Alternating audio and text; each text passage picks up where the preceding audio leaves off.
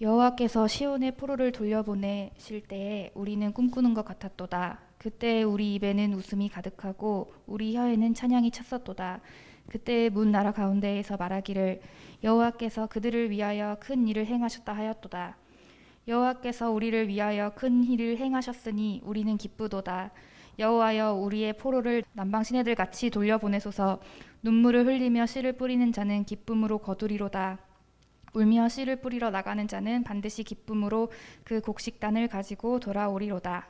아멘. 자, 오늘은 7월의 첫째 주 주일입니다. 오늘은 특별히 맥주 감사 주일로 함께 예비하고 있습니다. 이스라엘 민족이 애굽에서 나와서 약속의 땅 가나안 땅에 정착하지요. 그리고 농사를 짓습니다. 그리고 농사를 지어서 거둬들인 그 열매를 가지고 첫 열매죠. 그 첫 열매를 하나님께 드리는 절기로 맥추절기를 지켰습니다. 그때 그 여름밭 곡식은 주로 보리였습니다. 그래서 맥추라고 보리맥자를 써서 그렇게 부르는 거죠. 신앙의 자유를 찾아 건너갔던 청교도들이 그 아메리칸 대륙에서 농사를 짓습니다. 그리고 그곳에서 농사를 처음 짓고 그리고 첫 번째 열매를 거둬서 그것을 하나님께 드린 바로 그 절기를 우리는 추수감사절기라고 부릅니다. 엄격히 말하면 추수감사절기는 성경에 없는 절기죠. 근데 맥추감사절기는 성경에 나옵니다. 맥추감사절기나 추수감사절기나 동일한 것이 하나 있는데 그것은 첫 번째 열매를 하나님께 드렸다는 것이죠. 출애굽기 23장 16절에 보면 맥추절을 지키라.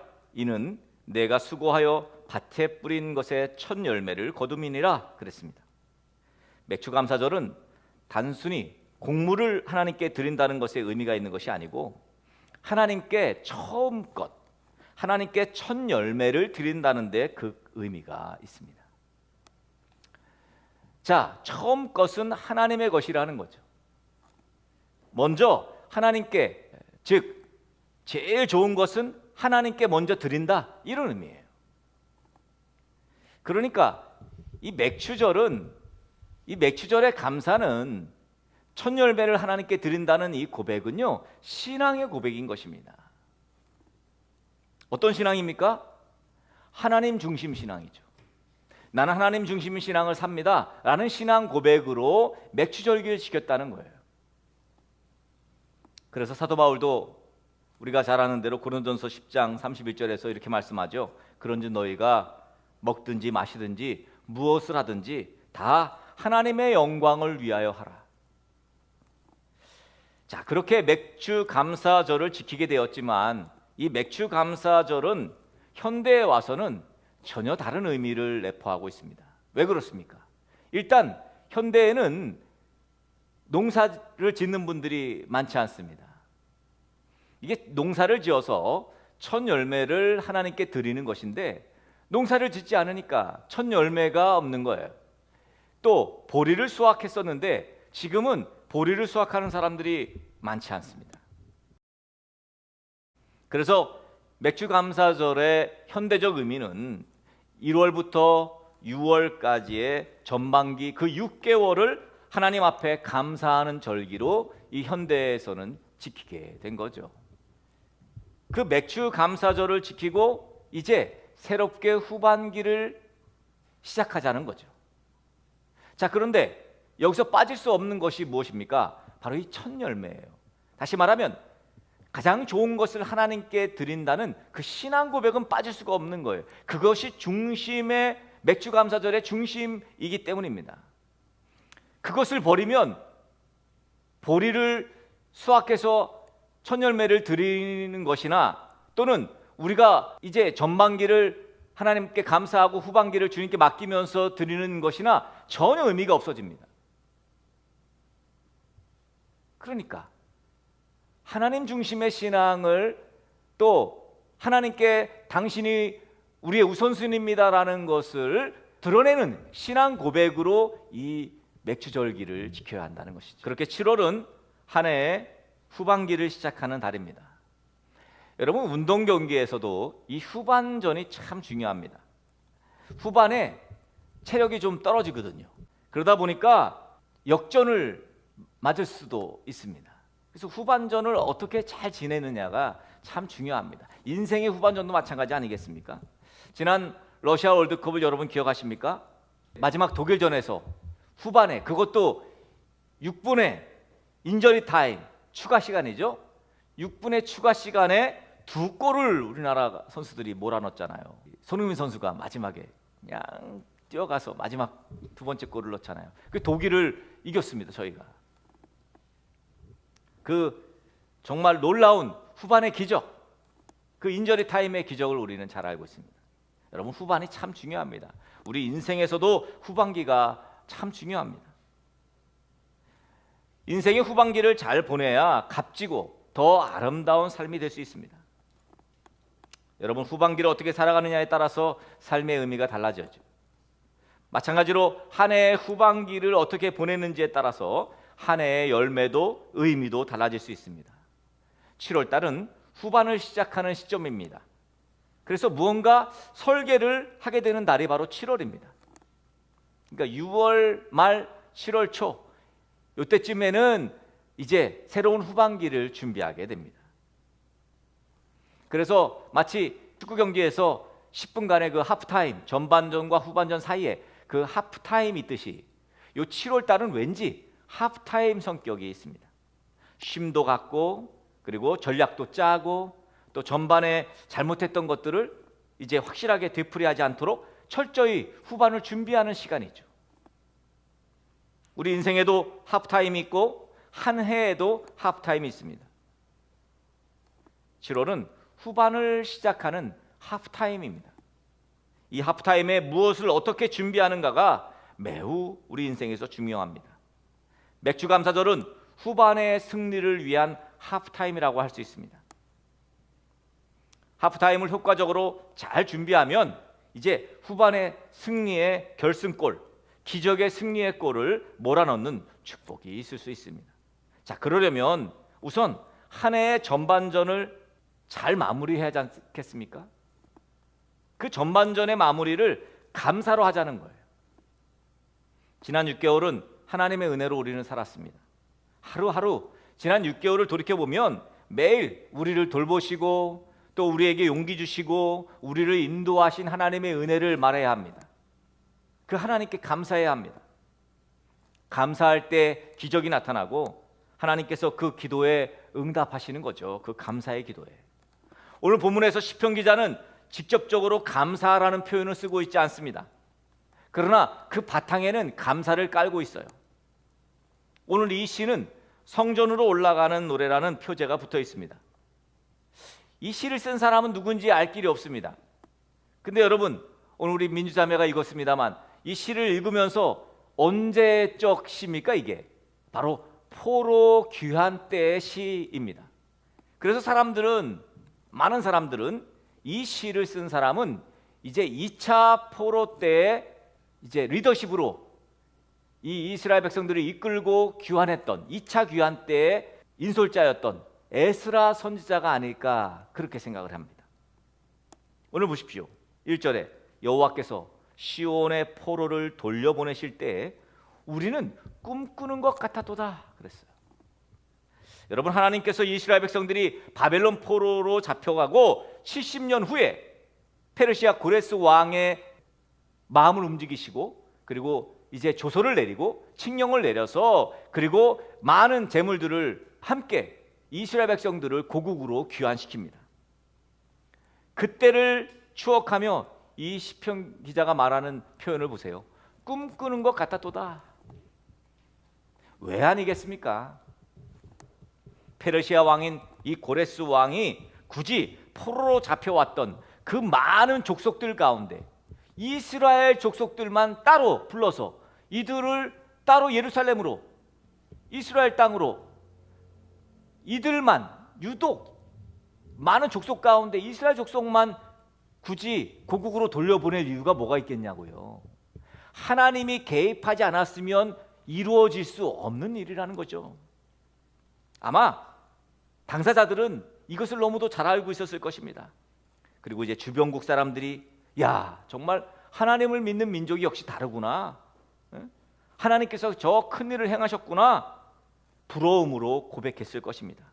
그러니 이들이 얼마나 감사했겠습니까? 그래서 정말 꿈꾸는 거 아니야? 한번 꼬집어봐. 그랬을 거예요. 내가 예수님을 믿어 영원한 생명을 얻게 된 거, 여러분 이거 꿈꾸는 것 같지 않습니까? 2021년의 7월의 첫 주, 이렇게 건강하게 하나님을 예배하는 자리에 있는 것 자체가 얼마나 감사합니까? 그래서 오늘 본문 2절에 말씀하고 있는 것입니다. 그때 우리 입에는 웃음이 가득하고 우리 혀에는 찬양이 찼었도다. 그때 문나라 가운데에서 말하기를 여호와께서 그들을 위하여 큰 일을 행하셨다 하였도다. 여러분 이렇게 믿음으로 찬양하면서 감사하면서 이 사람들이 고백하는 내용이에요. 그러면서 고백하는 결론이 뭐예요? 눈물을 흘리며 씨를 뿌리는 자는 기쁨으로 거두리로다. 여러분 풍성한 수확을 위해서는요 씨앗을 잘 심어야 돼요. 여러분 심지도 않고 열매를 거두는다는 것은 이건 도둑놈 심보죠. 여러분 일을 하지도 않았는데 일을 하지도 않고 부자 되길 원해? 이거는 공부도 하지 않고 좋은 성적 받겠다는 거죠. 많은 열매를 기대하면 기대할수록 더 많이 심어야 합니다. 적게 심는 자는 적게 거두는 거예요. 이 세상에서도 공짜가 없는 것처럼 하나님 나라에도 공짜가 없습니다. 여러분 구원은 선물로 받잖아요. 너희가 그 은혜로 인하여 믿음으로 말미암아 구원을 받았나니 이것이 너희에게 난 것이 아니고 하나님의 선물이라. 여러분 선물로 주어진 거예요. 이 구원은. 그렇지만 상은 일한 만큼 받는 거예요. 그래서 갈라디아서 6장 7절 8절에 이렇게 말씀합니다. 스스로 속이지 말라. 하나님은 만월이 여김을 받지 아니하시나니 사람이 무엇으로 심든지 그대로 거두리라. 자기의 육체를 위하여 심는 자는 육체로부터 썩어진 것을 거두고 성령을 위하여 심는 자는 성령으로부터 영생을 거두리라 그랬어요. 여러분 사람이 무엇으로 심든지 그대로 거두는 거예요. 심은 대로 거두는 것이 만고불변의 법칙입니다. 콩 심은 데 콩 나고 팥 심은 데 팥 나는 거예요. 어떤 씨를 심든 그 심은 씨의 열매를 거두게 됩니다. 특별히 오늘 말씀 보니까 씨를 뿌리는데 어떻게 눈물로 씨를 뿌려야 함을 지금 말하고 있습니다. 여러분 눈물에는요 진심이 있습니다. 눈물에는 간절함이 있어요. 여러분 히스기야 왕이 죽을 병이 걸렸잖아요. 근데 눈물로 기도했어요. 그리고 하나님께서 그 눈물의 기도를 들으셨습니다. 15년을 그 수명을 연장해 주셨습니다. 눈물로 씨를 뿌릴 정도의 간절함이 오늘날 필요합니다. 오늘날 하나님 앞에서의 정말 간절함은 정말 찾기 어려운 것 같아요. 간절하지가 않아요. 사람들이 간절하지가 않습니다. 제가 저를 봐도 그런 것 같습니다. 저는 그래도 일부러 애써서 이렇게 노력하는 스타일이에요. 일부러 아침 일찍 나오고 일부러 좀 저한테 좀 혹독한 그런 스타일입니다. 눈물로 뿌리는 씨라면 얼마나 간절하겠어요. 열심히 그리고 간절히 씨를 뿌리는 거죠. 또한 씨를 뿌리되 오늘 보니까 감사함으로 씨를 뿌려야 합니다. 아까 말씀드렸다시피 감사는 신앙 고백입니다. 감사의 대상이 있다는 거예요. 신앙 고백의 대상이 누굽니까? 하나님이에요. 살아계신 하나님. 우리는 감사를 하되 하나님께 감사한 거예요. 전능하신 하나님께. 하나님이 전능하신 분이십니다. 창조주이십니다. 우리는 그분께 간절한 눈물의 기도와 간구의 씨를 뿌리죠. 그리고 감사함으로 씨를 뿌립니다. 사실 가만히 따져보면 정말 다 감사한 일 아닙니까? 지난 6개월을 돌이켜보시기 바랍니다. 코로나19 바이러스로 온 세상이 팬데믹 상황입니다. 그래도 우리는 굶어 죽지 않고 코로나로 인해서 많은 어려움과 불편함은 있지만 여전히 이렇게 건강한 삶을 살고 있습니다. 감사해야 합니다. 그런데 똑같은 상황인데도 불평하는 사람들이 있습니다. 믿음 없는 사람들의 첫 번째 모습이 뭡니까? 바로 불평입니다. 원망이에요. 어느 할머니 권사님 이야기입니다. 이 할머니 권사님에게 전화가 옵니다. 서울에서 살고 있는 이 아들네에 손자가 있는데 이 손자가 눈길에 넘어진 거예요. 그래서 왼손이 이제 부러진 거죠. 넘어져서. 여러분, 할머니가 손자가 넘어져서 팔이 부러졌다니까 얼마나 마음이 아프겠어요. 그러니까 도저히 그냥 시골에 있을 수가 없는 거예요. 그래서 서울로 득달같이 달려옵니다. 손자가 입원한 병원으로 달려가서 손자를 붙잡자마자 사람들이 있거나 말거나 이 할머니가 손자를 붙잡고 기도를 하는 거예요. 이렇게 기도합니다. 하나님 아버지, 우리 손자가 대갈박이 쪼개지지 않고 팔이 부러져서 감사합니다. 그것도 밥 먹는 오른팔이 부러지지도 않고 왼손 손모가지가 부러져서 감사합니다. 병실의 환자들이 그 기도 소리를 듣고 떠나갈 듯이 모두가 웃었습니다. 그래서 그랬는지 모르지만 그 병실의 환자들의 치료가 굉장히 빨라졌다는 신기한 이야기가 있습니다. 여러분, 아무리 불평을 많이 해도 자신이 처한 어떤 상황도 바꿀 수가 없습니다. 원망을 아무리 한들 그 원망이 내가 처한 환경을 변화시킬 수 없어요. 그런데 감사는 일순간에 상황을 역전시킬 수 있는 능력이 있습니다. 왜 그렇죠? 감사 때문에 하나님이 개입하시기 때문입니다. 제가 평생, 제 일평생 경험한 그 경험에 의하면 이 감사는 하나님을 호출하는 버튼이에요. 하나님을 호출해야 되잖아요, 우리가. 하나님을 어떻게 호출해? 호출 버튼, 감사예요, 감사. 여러분, 감사는 하나님을 호출하는 버튼이에요. 그저 감사의 고백은 하나님으로 하여금 일하시도록 만드는 비법 중에 하나라는 거예요. 여러분, 불평하고 원망하는 거 누가 가르쳐주지 않아도 합니다. 시도 때도 없이 불평이 나와요. 원망이 나옵니다. 노력하지 않아도 그냥 마치 물 주지 않았는데 막 자라나는 잡초처럼 원망과 불평이 막 쏟아집니다. 근데요, 감사는 그렇지 않아요. 감사는 안 그래요. 아무 때나 감사가 잘 안 돼요. 저절로 안 나옵니다. 저는 그래서 감사는 일부러 해야 한다고 생각합니다. 일부러. 감사하실 때 여러분 일부러 하셔야 합니다. 시간을 정하고 감사하고 절기를 정해서 지켜야만 되는 것이 바로 감사예요. 그런데 예수님 보혈의 은혜 가운데 살 때에는 감사가 그치지 않아요. 그냥 비치는 햇볕에도 감사하고 그냥 모든 것이 다 감사해요. 그 예수 그리스도의 십자가의 보혈의 은혜가 내게 왔을 때 구원의 그 은총이 너무도 감격스러워서 그것만큼이 아닌 그 이상의 모든 것이 다 감사한 거예요.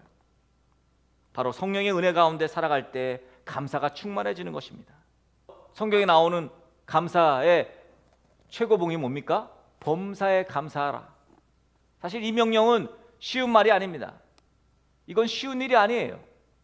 범사에 불평하고 범사에 원망만 하는 인간들이 범사에 감사하게 될 정도면 엄청난 변화가 일어나야 합니다. 그런데 그냥 가만히 있어서 그런 변화가 어떻게 일어납니까? 성경 한 장 읽지 않고서 어떻게 그런 변화를 맞이할 수 있습니까? 하나님 앞에 예배하지 않고서 어떻게 그런 변화를 맞이할 수 있습니까? 간절한 기도 없이 하나님의 도움을 구하지 않고서 포로에서 해방되고 자유함을 얻는 그 소원이 어떻게 이루어지겠습니까? 어떻게 그 간절함 없이, 그 감사함 없이 어떻게 열매가 주렁주렁 맺힐 수 있겠습니까? 여러분, 심지도 않았는데 열매를 기대하는 것은 어리석음입니다. 범사에 감사하려면 성령으로 충만해야 합니다. 주 안에서 살아야 합니다. 예수님과 동행하며 살아야 돼요. 일부러 감사거리를 찾아내며 감사해야 합니다. 시간을 정해 감사하셔야 합니다.